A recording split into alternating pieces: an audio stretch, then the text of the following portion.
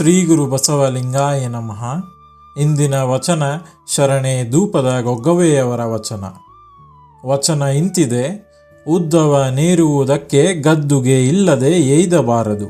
ಚಿದ್ರೂಪ ನರಿಯುವುದಕ್ಕೆ ಅರ್ಚನೆ ಪೂಜನೆ ನಿತ್ಯ ನೇಮವಿಲ್ಲದೆ ಕಾಣಬಾರದು.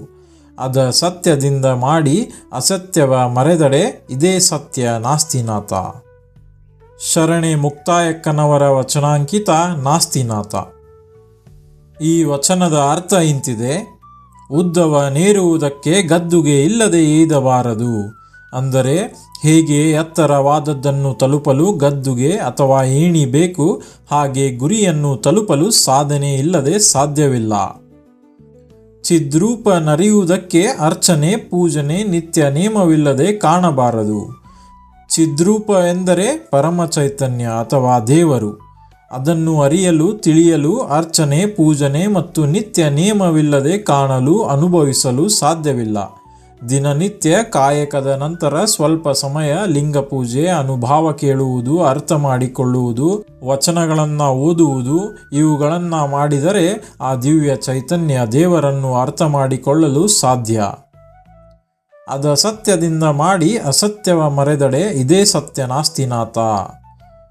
ಈ ಅರ್ಚನೆ ಪೂಜನೆ ನಿತ್ಯ ನೇಮ, ಲಿಂಗ ಪೂಜೆ, ದೃಷ್ಟಿಯೋಗ, ವಚನ ಅಭ್ಯಾಸ ಇವುಗಳನ್ನು ಸತ್ಯದಿಂದ ಅಂದರೆ ಶ್ರದ್ಧೆಯಿಂದ ನಿಜವಾಗಿ ಭಕ್ತಿಯಿಂದ ಮಾಡಿಕೊಂಡು ಅಸತ್ಯವನ್ನು ಅಂದರೆ ಸುಳ್ಳು, ಮಾಯೆ, ಆಸೆ, ಮೂಢನಂಬಿಕೆ, ದುಶ್ಚಟ ಇವುಗಳನ್ನು ಬಿಟ್ಟು ಜೀವನ ಮಾಡುವುದೇ ಸರಿಯಾದ ಮಾರ್ಗ.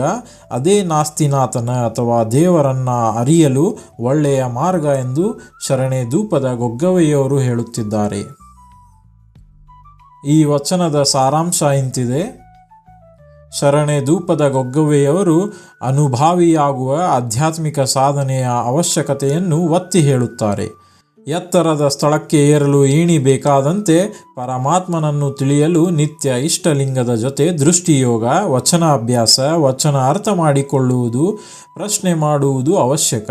ಇವುಗಳನ್ನು ಸತ್ಯದಿಂದ ಶ್ರದ್ಧೆಯಿಂದ ಮಾಡಿ ಮೋಸ, ದುಶ್ಚಟ, ಮೂಢನಂಬಿಕೆ ಈ ಥರ ಮಾಯೆಯನ್ನು ಮರೆತರೆ ಅದೇ ನಿಜವಾದ ಆಧ್ಯಾತ್ಮಿಕ ಮಾರ್ಗ ಎಂದು ಹೇಳುತ್ತಾರೆ.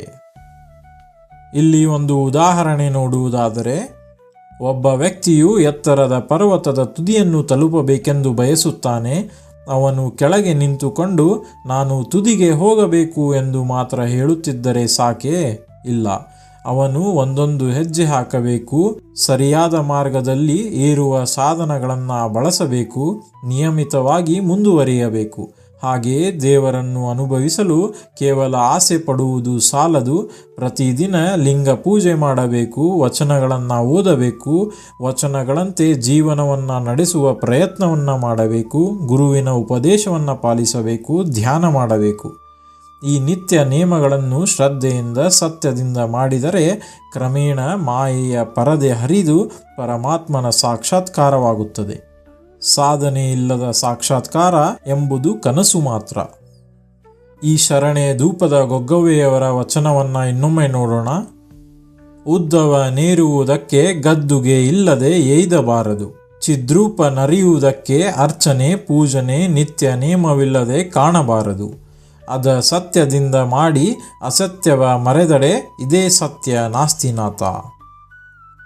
ಇನ್ನೊಂದು ವಚನದೊಂದಿಗೆ ಮತ್ತೆ ಸಿಗೋಣ. ಸರ್ವರಿಗೂ ಭಕ್ತಿಯ ಶರಣು ಶರಣಾರ್ಥಿಗಳು.